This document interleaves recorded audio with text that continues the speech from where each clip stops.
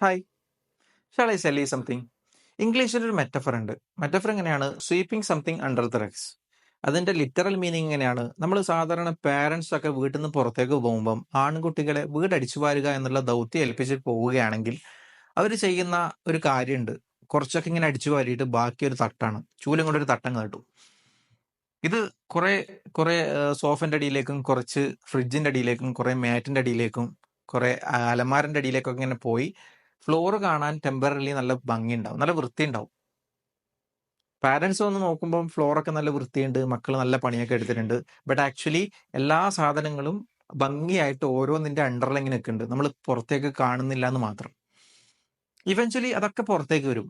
അപ്പോൾ എന്ത് സംഭവിക്കും? മുമ്പ് ഉണ്ടായിരുന്നതിനേക്കാൾ വേഴ്സ്റ്റ് ആയ കണ്ടീഷൻ ആവും അവിടെ.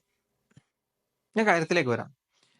നമ്മളുടെ വീടുകളിലും വർക്ക് സ്പേസുകളിലും എവറി റിലേഷൻഷിപ്പിലും നമ്മൾ ചെയ്യുന്ന വലിയൊരു മണ്ടത്തരാണിത്.